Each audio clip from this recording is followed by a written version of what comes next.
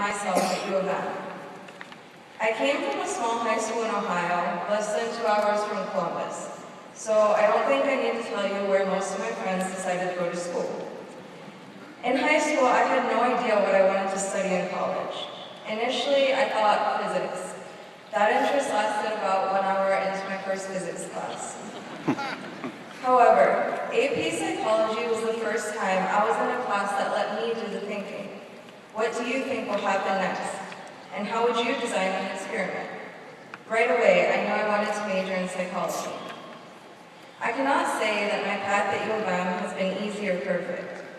During my first year, I was struggling so much just to fit in. It seemed as though all my friends back home were still together and I was alone at U of M. I was also finding it difficult to stand out given the many other talented students here. At one point, I considered transferring, but as I was printing the documents to apply elsewhere, I received an email offering me a position in a research lab.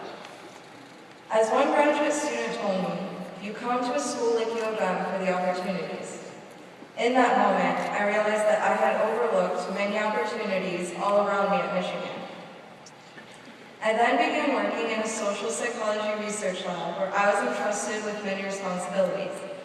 I found my capabilities as a leader on a research team and discovered a new passion, research. Involvement in the lab allowed me to gain a different perspective on both psychology and neuroscience. Most importantly, it led to a research project where I could explore a question that really interested me. I joined the Honors Concentration Program and was able to combine my interests in both social psychology and neuroscience within an honors thesis. During the beginning of my sophomore year, I also visited a psychology peer advisor for the first time. Here was a senior with the knowledge I didn't have about how to make it at Michigan. As students often are when they enter the peer advising office, I was frantic with questions, from what classes to take to how to complete an honors thesis. However, the peer advisor was so patient and planned out my entire schedule. After that experience, I knew I wanted to become a peer advisor someday and help other students in the same way. During my sophomore year, I also enrolled in several classes that allowed me to explore my interest in psychology. Although psychology is known for its large class sizes, I was amazed to find professors with over 300 students who made an effort to learn our names, meet with us in their offices, and even invite us out for coffee. Despite the size, I could feel that these instructors cared about their students. After deciding to double major in neuroscience, I also experienced life in the science department and the grind of the pre-medical curriculum. The neuroscience concentration was new and there were many bumps along the way.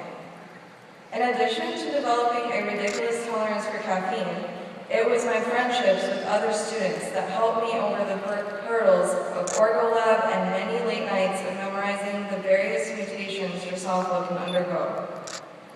Eventually, I pursued two other opportunities. The Undergraduate Psychology Society, where students gather to host events such as research fairs and graduate school sessions, and I finally had my chance to become a peer advisor for other scared-looking first-year students. Along with becoming acquainted with more faculty within the department, these opportunities allowed me to give back what I had learned to my fellow students. I also met some lifelong friends here, loyal friends who were willing to stay up with me the week before my thesis was due, read it over what felt like 200 times, and insist on taking a video of me turning it in at East Hall. They have had a fantastic influence on me. I hope that you too were able to grow such friendships at Michigan, and that you found a professor or two along the way who made a difference to you. Whichever opportunities you have made for yourself at Michigan, I know you join me today in looking back at gratitude with those who helped us along the way. Though my experiences differ from yours, there are a few Michigan lessons I think we should share as we leave this place. First, something my dad always stressed to me: be yourself. It is easy to lose yourself and become intimidated by the achievements of those around you.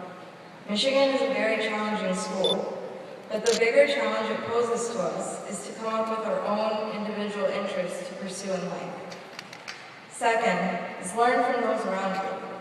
We are fortunate enough to come from a diverse university community that allowed us to learn about people who have traveled different paths in life. Do your best to continue to interact with these people who have interests different from your own. Finally, as Michigan graduates, I believe we've learned another set of important lessons. First, we know how to dress for all 4 seasons in one day. Second, somehow sitting on Facebook in the ugly feels more productive than sitting on Facebook at home. And finally, Michigan has prepared us for the ultimate highs and desperate lows of life through Michigan athletics, especially the basketball and football teams. I wish you all the best as you continue on to the next steps in your life. Wherever you go, those around you will be lucky to have your influence. So no matter where each of us travel here in life, be sure to show your Michigan pride to all of those around you. Thank you and go Blue.